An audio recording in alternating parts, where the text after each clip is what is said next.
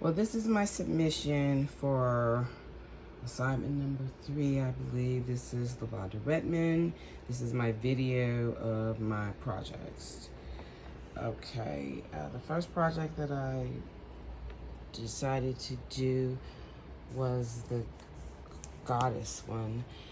And I didn't quite follow the pattern of the painting. I found another one online that was a little bit more vibrant, so I kind of improvised with the colors. So I'm sorry if it doesn't look exactly like the picture, but everything that I learned about the goddess, her abundance, you know, being a protector of the dead, you know, of those who died from lightning or from drowning, and the afterlife in which you know, she would proceed over and make sure that you were, you know, taken care of. I really found that story to be interesting and very fascinating.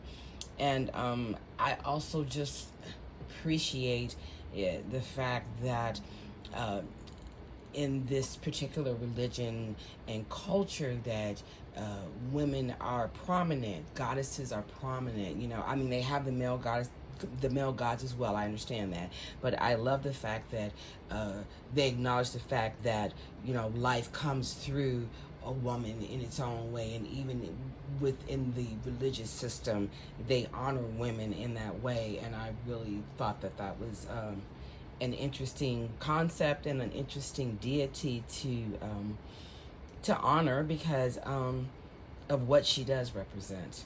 And I often wish that in this culture that women were more valued and that their contributions were, you know, appreciated a lot more. But that's a whole nother conversation. The next project I did, oh, and I'm sorry, I did this with a combination of paints and like glitter markers that I have. So that's what gives it the effect. I don't know if you want that information. I'm sorry if it's too much, but I just thought that maybe you would like to know what kind of products I actually use to create my look. If not, I apologize in advance for too much information. This is the Pyramid of the Sun, and I chose this because I've always been fascinated with the Aztec culture, and from this class, I'm just really learning so much about that, as well as the pre-Aztec culture as well. I mean, I really find it all fascinating. But this temple, pyramid, excuse me, wrong word, pyramid, reminded me of, you know, the pyramids of Giza, not necessarily in the shape, but specifically the size, if I have to clarify. I used paint. I tried to mimic as close as I could the actual colors of the temple from the pictures that were attached. And I found the temple to be fascinating because in one of the videos that I watched, it was like at the Avenue of the Dead, and I'm studying to be a deaf doula, so I really found that aspect of the city to be very, very interesting, and that this particular monument or pyramid plays a significant role in that process.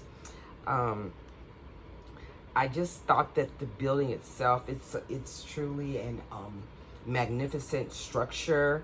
I would love to go see it in person and climb the steps. God knows how long it would take me, but I would love to go and climb those steps and just feel the energy of the people that once, you know, lived there, because I think that that would be a really great experience.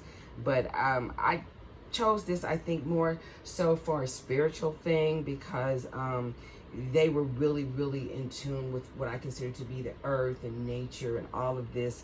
Even when they were building the pyramids, they still tried to do it in conjunction with nature. You know, for example, in one of the videos, the lady had mentioned that the pyramid was built like in front of a mountain, which you know, goes along with what you also said in your lecture about mountains being sacred in this culture.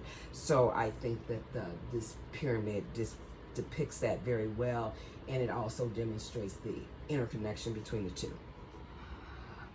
This one was for the Jaguar, and I just really like this painting because of what the jaguar represents. I know in other cultures it represents power.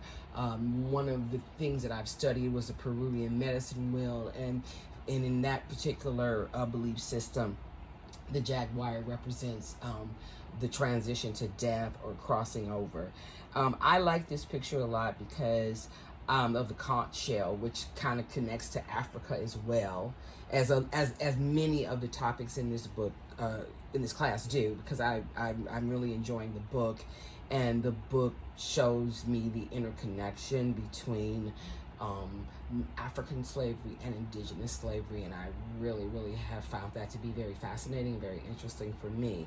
So I picked the jaguar, I think, not just because of what it represents in this culture, but what it represents, I think, in various cultures. It does represent strength, it does represent power, and I just found the interconnection of the ancient indigenous people's use of it, along with other culture's use of it, just really fascinating. But it also shows how we are all interconnected, and I found that to be very fascinating. And I just love jaguars. That's one of my favorite power animals as people may have, and so that was one of the reasons I chose it.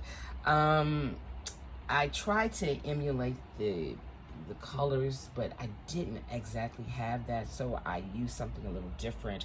I hope that you can assess it and see it. I did a combination of paint and like a glitter crayon to get the background effect.